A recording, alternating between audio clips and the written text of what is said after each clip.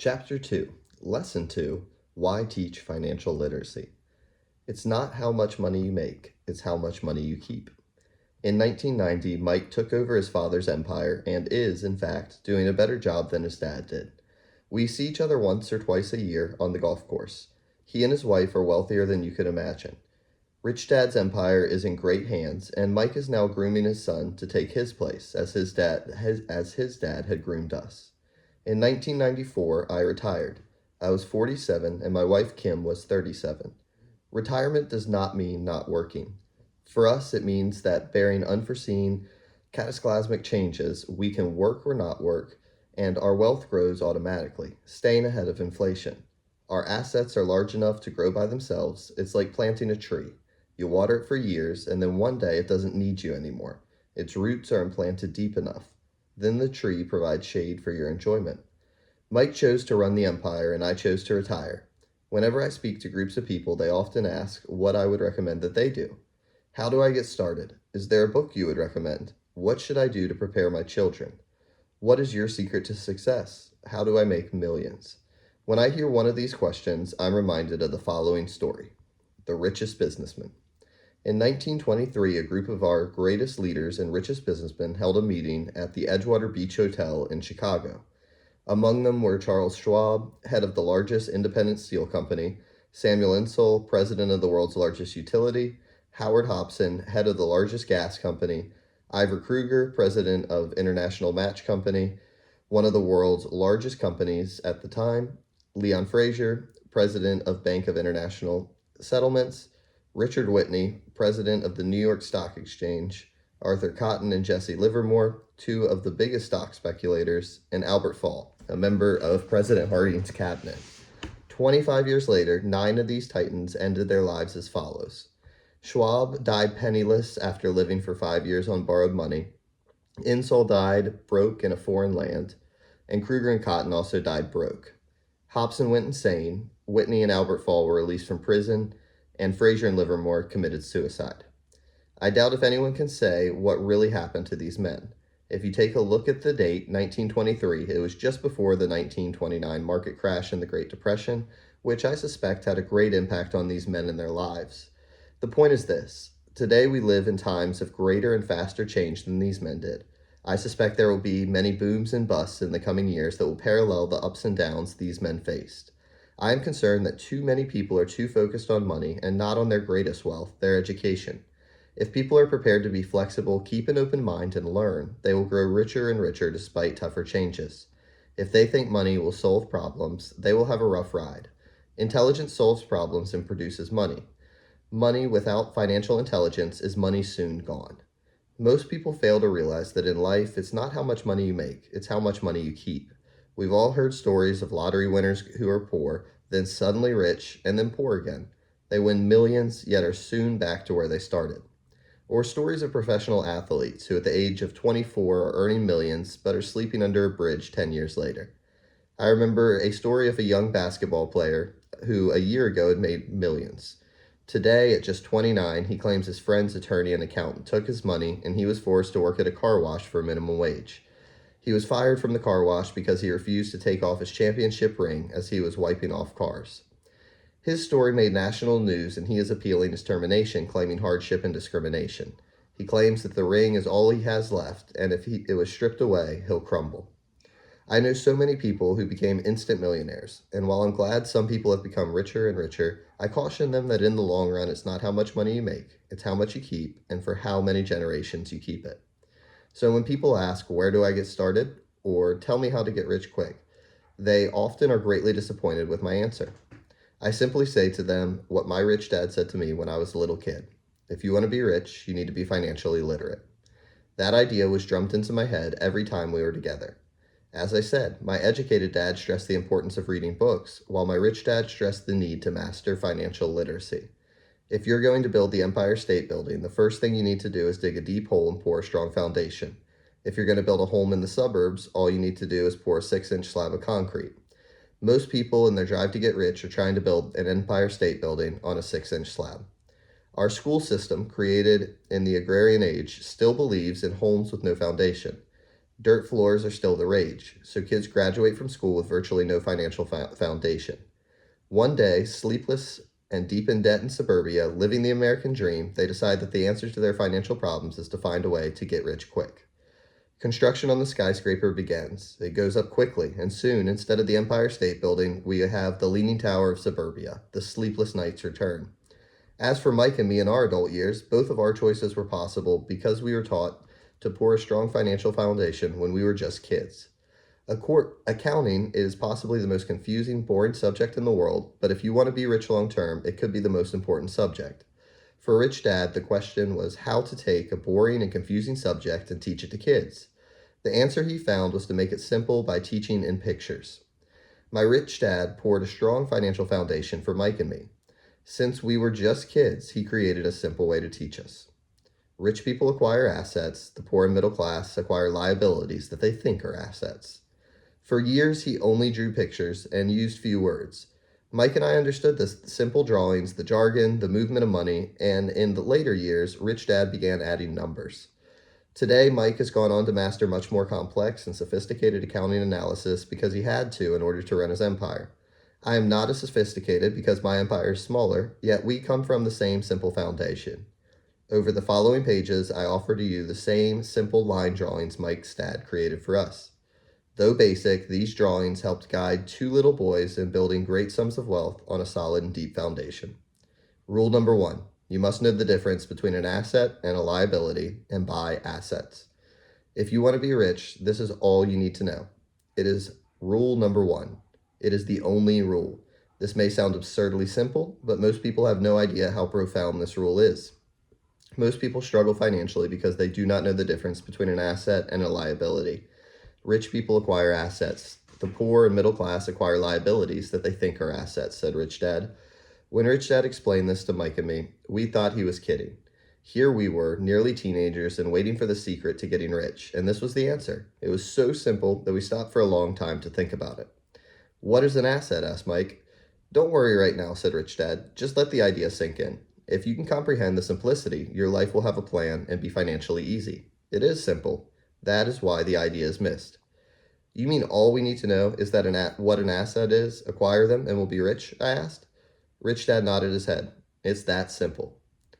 If it's that simple, how come everyone is not rich? I asked. Rich Dad smiled. Because people do not know the difference between an asset and a liability. I remember asking, how could adults be so misguided? If it is that simple, if it is that important, why would everyone not want to find out? It took Rich Dad only a few minutes to explain what assets and liabilities were. As an adult, I have difficulty explaining it to other adults. The simplicity of the idea escapes them because they have been educated differently. They were taught by other educated professionals such as bankers, accountants, real estate agents, financial planners, and so forth. The difficulty comes in asking adults to unlearn or become children again. An intelligent adult often feels it is demeaning to pay attention to simplistic definitions. Rich Dad believed in the KISS principle. Keep it simple, stupid, or keep it super simple. So he kept it simple for us, and that made our financial foundation strong. So what causes the confusion? How could something so simple be so screwed up? Why would someone buy an asset that was really a liability? The answer is found in basic education. We focus on the word literacy and not financial literacy. What defines something to be an asset or a liability are not new words. In fact, if you really want to be confused, look up the words asset and liability in the dictionary. I know the definition may sound good to a trained accountant, but for the average person, it makes no sense. But we adults are often too proud to admit that something does not make sense. An asset puts money in my pocket, a liability takes money out of my pocket. To us young boys, Rich Dad said, what defines an asset are not words, but numbers. And if you can't read the numbers, you can't tell an asset from a hole in the ground. In accounting, Rich Dad would say, it's not the numbers, but what the numbers are telling you. It's just like words. It's not the words, but the story the words are telling you. If you want to be rich, you've got to read and understand numbers. If I heard that once, I heard it 1,000 times from my rich dad. And I also heard the rich acquire assets and the poor and middle class acquire liabilities. Here's how to tell the difference between an asset and a liability. Most accountants and financial professionals do not agree with the definitions, but these Simple drawings were the start of a strong financial foundation for two young boys. This is the cash flow pattern of an asset.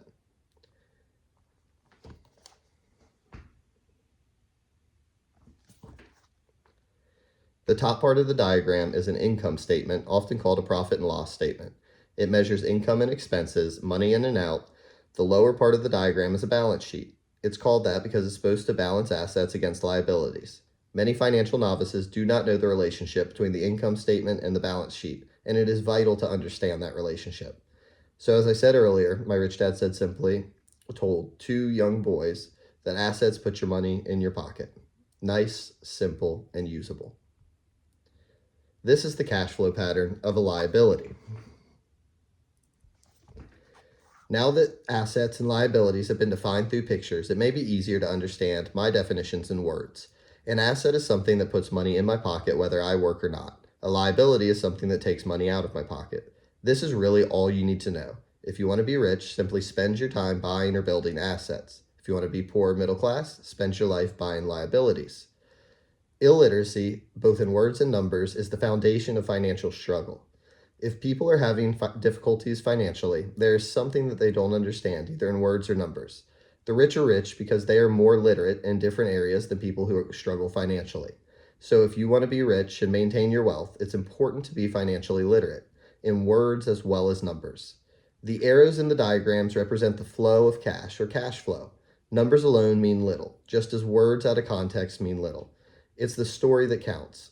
In financial reporting, reading numbers is looking for the plot, the story of where the cash is flowing. In 80% of most families, the financial story paints a picture of hard work to get ahead. However, this effort is for naught because they spend their lives buying liabilities instead of assets.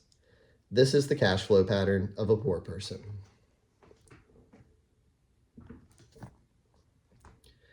This is the cash flow person of the middle class.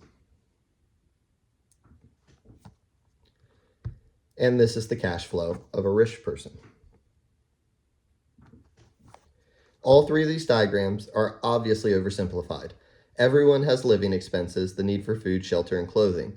The diagrams show the flow of cash through a poor, middle class, and wealthy person's life. It is the cash flow that tells the story of how a person handles his or her money. The reason I started with the story of the richest men in America is to illustrate the flaw in believing that money will solve all problems. That is why I cringe whenever I hear people ask me how to get rich quicker or where they should start. I often hear, I'm in debt, so I need to make more money. But more money will not solve the problem. In fact, it may compound the problem. Money often makes obvious our tragic human flaws, putting a spotlight on what we don't know. That is why all too often a person who comes into a sudden windfall of cash, let's say an inheritance, a pay raise, or lottery winnings, soon returns to the same financial mess, if not worse, than the mess they were in before. Money only accentuates the cash flow pattern running in your head. If your pattern is to spend everything you get, most likely an increase in cash will just result in an increase in spending. Thus the saying, a fool and his money is one big party. Cash flow tells the story of how a person handles money. I've said many times that we go to school to gain scholastic and professional skills, both of which are important. We learn to make money with our professional skills. In the 1960s, when I was in high school, if someone did well academically, people assumed this bright student would go on to be a medical doctor because it was a profession with the promise of the greatest financial reward. Today, doctors face financial challenges I wouldn't wish on my worst enemy. Insurance companies taking control of the business, managed healthcare, government intervention, and malpractice lawsuits. Today, kids want to be famous athletes, movie stars, rock stars, beauty queens, or CEOs because that is where the fame, money, and prestige are. That is the reason it is so hard to motivate kids in school today. They know that professional success is no longer solely linked to academic success as it once was. Because students leave school without financial skills, millions of uneducated people pursue their profession successfully, but later find themselves struggling financially. They work harder, but don't get ahead. What is missing from their education is not how to make money, but how to manage money. It's called financial aptitude. What you do with the money once you make it. How to keep people from taking it from you, how to keep it longer, and how to make that money work hard for you. Most people don't understand why they struggle financially because they don't understand cash flow. A person can be highly educated, professionally successful, and financially illiterate. These people often work harder than they need to because they learned how to work hard, but not how to have their money work hard for them. How the quest for a financial dream turns into a financial nightmare.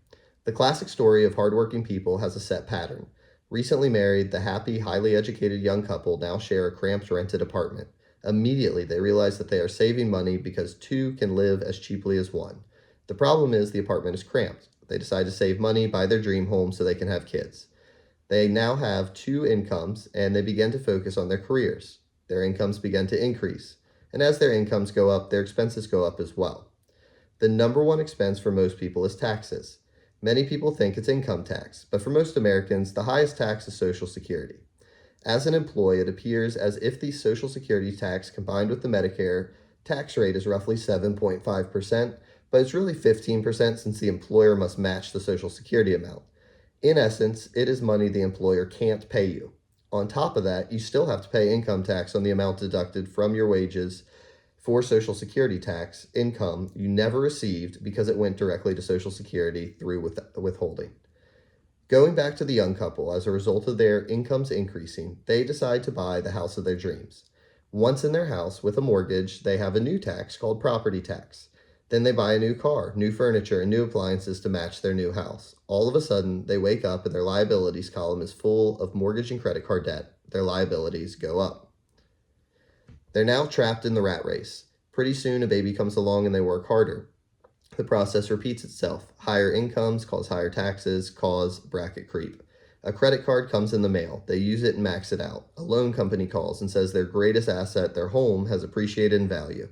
Because their credit is so good, the company offers a bill consolidation loan and tells them the intelligent thing to do is clear off the high interest consumer debt by paying off their credit card. And besides, mortgage interest is tax deduction.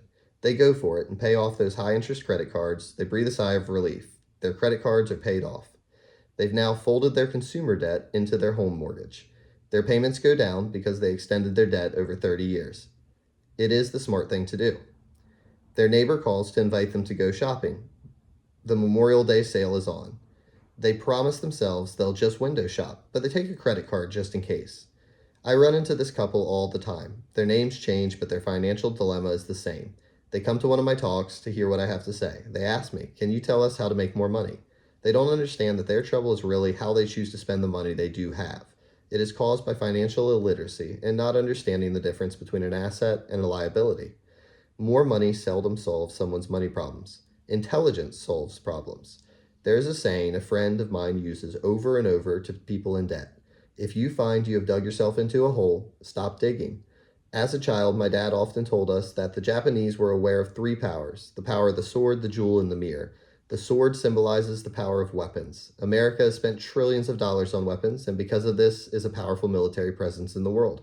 The jewel symbolizes the power of money. There is some degree of truth to saying, remember the golden rule. He who has the gold makes the rules. The mirror symbolizes the power of self-knowledge. This self-knowledge, according to Japanese legend, was the most treasured of the three. All too often, the poor and the middle class allow the power of money to control them. By simply getting up and working harder, failing to ask themselves if what they do makes sense. They shoot themselves in the foot and they leave for work every morning. By not fully understanding money, the vast majority of people allow its awesome power to control them. A person can be highly educated, professionally successful, and financially illiterate. If they used the power of the mirror, they would have asked themselves, does this make sense? All too often, instead of trusting their inner wisdom, that genius inside, most people follow the crowd. They do things because everybody else does them. They conform rather than question. Often, they mindlessly repeat what they have been told. Diversify. Your home is an asset. Your home is your biggest investment. You get a tax break for going into greater debt. Get a safe job. Don't make mistakes. Don't take risks. It is said that the fear of public speaking is a greater fear than death for most people. According to psychiatrists, the fear of public speaking is caused by the fear of ostracism, the fear of standing out, the fear of criticism, the fear of ridicule, the fear of being an outcast. The fear of being different prevents most people from seeking new ways to solve their problems. That is why my educated dad said the Japanese value the power of the mirror the most, for it is only when we look into that we find truth. Fear is the main reason that people say, play it safe. That goes for anything, be it sports, relationships, careers, or money. It is that same fear, the fear of ostracism, that causes people to conform to and not question commonly accepted opinions or popular trends. Your home is an asset. Get a bill consolidation loan and get out of debt. Work harder. It's a promotion. Someday I'll be vice president. Save money. When I get a raise, I'll buy a bigger house. Mutual funds are safe. Many financial problems are caused by trying to keep up with the Joneses. Occasionally, we'll all need to look in the mirror and be true to our inner wisdom rather than our fears. By the time Mike and I were 16 years old, we began to have problems in school. We were not bad kids, we just began to separate from the crowd. We worked for Mike's dad after school and on the weekends. Mike and I often spent hours after work just sitting at a table with his dad while he held meetings with his bankers, attorneys, accountants, brokers, investors, managers, and employees. Here was a man who had left school at 13 and was now directing, instructing, ordering, and asking questions of educated people. They came at his beck and call and cringed when he didn't approve of them. Here was a man who had not gone along with the crowd. He was a man who did his own thinking and detested the words, "We have to do it this way because that's the way everyone else does it." He also hated the word "can't." If you wanted him to do something, just say, "I don't think you can do it." Mike and I learned more sitting in on his meetings than we did in all of our years of school, college included. Mike's dad was not book smart, but he was financially educated and successful as a result. He told us over and over again, an intelligent person hires people who are more intelligent than he is. So Mike and I had the benefit of spending hours listening to and learning from intelligent people. But because of this, Mike and I couldn't go along with the standard dogma our teachers preached that caused problems. Whenever the teacher said, "If you don't get good grades, you won't do well in the real world," Mike and I just raised our eyebrows. When we were told to follow the set procedures and not deviate from the rules, we could see how school discouraged creativity. We started to understand why our rich dad told us that schools were designed to produce good employees instead of employers. Occasionally, Mike and I would ask our teachers how what we studied was applicable in the real world, or why we never studied money and how it worked. To the latter question, we often got the answer that money was not important and that if we excelled in our education, the money would follow. The more we knew about the power of money, the more distant we grew from the teachers and our classmates. Our highly educated dad never pressured me about my grades, but we did begin to argue about money. By the time I was 16, I probably had a far better foundation with money than both my parents. I could keep books, I listened to tax accountants, corporate attorneys, bankers, real estate brokers, investors, and so forth. By contrast, my dad only talked to other teachers. One day, my dad told me that our home was his greatest investment. A not too pleasant argument took place when I showed him why I thought a house was not a good investment. The diagram above illustrates the difference in perception between my rich dad and my poor dad when it came to their homes. One dad thought his house was an asset, and the other dad thought it was a liability. I remember when I drew the following diagram for my dad, showing him the direction of cash flow, I also showed him the ancillary expenses that went along with owning the home. A bigger home meant bigger expenses, and the cash flow kept going out through the expense column.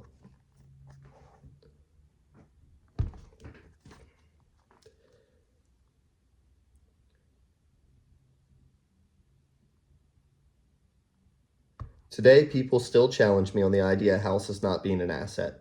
I know that for many people, it is their dream as well as their largest investment, and owning your own home is better than nothing. I simply offer you an alternative way to look at this popular dogma.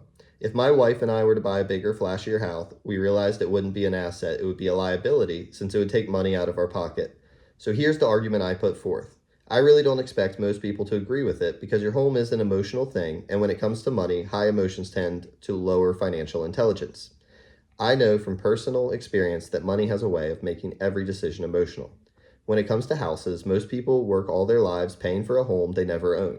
In other words, most people buy a new house every few years, each time incurring a 30-year loan to pay off the previous one.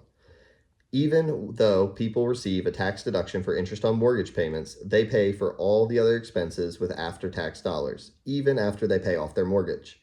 My wife's parents were shocked when the property taxes on their home increased to $1,000 a month.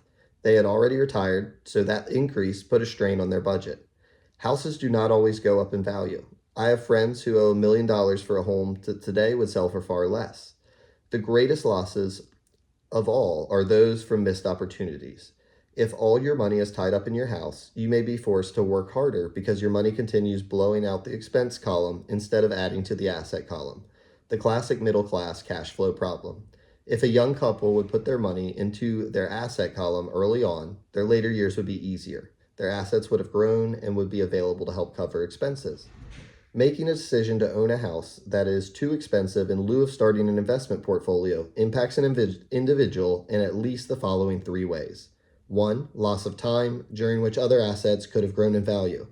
2, loss of additional capital, which could have been invested instead of paying high home maintenance expenses. 3, loss of education. Too often, people count their house and savings and retirement plans as all they have in the asset column. Because they have no money to invest, they simply don't invest. This costs them investment experience. Most never become what the investment world calls a sophisticated investor. And the best investments are usually first sold to sophisticated investors who then turn around and sell them to people playing it safe. I'm not saying don't buy a house. What I'm saying is that you should understand the difference between an asset and a liability. When I want a bigger house, I first buy assets that will generate the cash flow to pay for the house. My educated dad's personal financial statement best demonstrates the life of someone caught in the rat race. His expenses match his income, never allowing enough left over to invest in assets. As a result, his liabilities are larger than his assets. The following diagram on the left shows my poor dad's income statement. It is worth 1,000 words. It shows that his income and expenses are equal, while his liabilities are larger than his assets. My rich dad's personal financial statement on the right reflects the results of a life dedicated to investing and minimizing liabilities. Why the rich get richer. A review of my rich dad's financial statement shows why the rich get richer. The asset column generates more than enough income to cover the expenses, with the balance reinvested into the asset column. The asset column continues to grow, and therefore the income it produces grows with it. The result is that the rich get richer. Why the middle class struggle? The middle class finds itself in a constant state of financial struggle. Their primary income is through their salary. As their wages increase, so do their taxes. Their expenses tend to increase in proportion to their salary increase, hence the phrase the rat race. They treat their home as their primary asset instead of investing in income-producing assets. This pattern of treating your home as an investment and the philosophy that a pay raise means you can buy a larger home or spend more is the foundation of today's debt-ridden society. Increased spending throws families into greater debt and into more financial uncertainty, even though they may be advancing in their jobs and receiving pay raises. This is high-risk living caused by weak financial education. The massive loss of jobs in recent times proves how shaky the middle class is financially. Company pension plans are being replaced by 401k plans. Social Security is obviously in trouble and can't be relied upon as a source for retirement. Panic has set in for the middle class. Today, mutual funds are popular because they supposedly represent safety. Average mutual fund buyers are too busy working to pay taxes and mortgages, save for their children's college, and pay off credit cards. They do not have time to study investing, so they rely on the expertise of the manager of a mutual fund.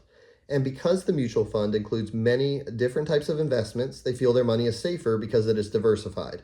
This educated middle class subscribes to the dogma put out by mutual fund brokers and financial planners. Play it safe, avoid risk. The real tragedy is the lack of early financial education is what creates the risk faced by the average middle class people. The real tragedy is that the lack of early financial education is what creates the risk faced by average middle class people. The reason they have to play it safe is because their financial positions are tenuous at best. Their balance sheets are not balanced. Instead, they are loaded with liabilities and have no real assets that generate income. Typically, their only source of income is their paycheck. Their livelihood becomes entirely dependent on their employer, so when genuine deals of a lifetime come along, these people can't take advantage of them because they are working so hard, are taxed to the max, and are loaded with debt. As I said at the start of this section, the most important rule is to know the difference between an asset and a liability. Once you understand the difference, concentrate your efforts on buying income-generating assets. That's the best way to get started on a path to becoming rich. Keep doing that, and your asset column will grow. Keep liabilities and expenses down so more money is available to continue pouring into the asset column. Soon the asset base will be so deep that you can afford to look at more speculative investments that may have returns of 100% to infinity, $5,000 investments that are soon turned into $1 million or more, investments that the middle class call too risky. The investment is not risky for the financially literate. If you do what the masses do, you get the following picture. As an employee who is also a homeowner, your working efforts are generally as follows. You work for the company. Employees make their business owner or shareholders rich, not themselves. Your efforts and successes will help provide for the owner's success in retirement. 2, you work for the government. The government takes its share from your paycheck before you even see it. By working harder, you simply increase the amount of taxes by the government. Most people work from January to May just for the government. You work for the bank. After taxes, your next largest expense is usually your mortgage and credit card debt. The problem with simply working harder is that each of these 3 levels take a greater share of your increased efforts. You need to learn how to have your increased efforts benefit you and your family directly. Once you have decided to concentrate on minding your own business, focusing your efforts on acquiring assets instead of a bigger paycheck, how do you set your goals? Most people must keep their job and rely on their wages to fund their acquisition of assets. As their assets grow, how do they measure the extent of the success? When does someone know that they are rich, that they have wealth? As well as having my own definitions for assets and liabilities, I also have my own definition for wealth. Actually, I borrowed it from a man named R. Buckminster Fuller. Some call him a quack and others call him a genius. Years ago, he got architects buzzing because he applied for a patent for something called geodesic dome. But in the application, Fuller also said something about wealth. It was pretty confusing at first, but after reading it, it began to make some sense. Wealth is a person's ability to survive so many number of days forward, or if I stopped working today, how long could I survive? Wealth is a person's ability to survive so many days forward, or if I stopped working today, how long could I survive? Unlike net worth, which is the difference between your assets and your liabilities, and is often filled with a person's expensive junk and opinions of what things are worth, this definition creates the possibility for developing a truly accurate measurement. I could now measure and know where I was in terms of my goal to become financially independent. Although net worth often includes non-cash producing assets, like stuff you bought that now sits in your garage, wealth measures how much money your money is making and therefore your financial survivability. Wealth is the measure of the cash flow from the asset column compared with the expense column. Let's use an example. Let's say I have cash flow from my asset column of $1,000 a month, and I have monthly expenses of $2,000 a month. What is my wealth? Let's go back to Buckminster Fuller's definition. Using his definition, how many days forward can I survive? Assuming a 30-day month, I have enough cash flow for half a month. When I achieve $2,000 a month cash flow from my assets, then I will be wealthy. So while I'm not yet rich, I am wealthy. I have income generated from assets each month that fully cover my monthly expenses. If I want to increase my expenses, I must first increase my cash flow to maintain this level of wealth. Also note that it is at this point that I am no longer dependent on my wages. I have focused on and been successful in building an asset column that has made me financially independent. If I quit my job today, I would be able to cover my monthly expenses with the cash flow from my assets. My next goal would be to have the excess cash flow from my assets reinvested in the asset column. The more money that goes into my asset column, the more my asset column grows. The more my assets grow, the more my cash flow grows. And as long as I can keep my expenses less than the cash flow from these assets, I grow richer with more and more income from sources other than my physical labor. And this reinvestment process continues. I am well on my way to becoming rich. Just remember this simple observation. The rich buy assets, the poor only have expenses, the middle class buy liabilities they think are assets. So how do I start minding my own business? What is the answer? Listen to the founder of McDonald's in the next chapter.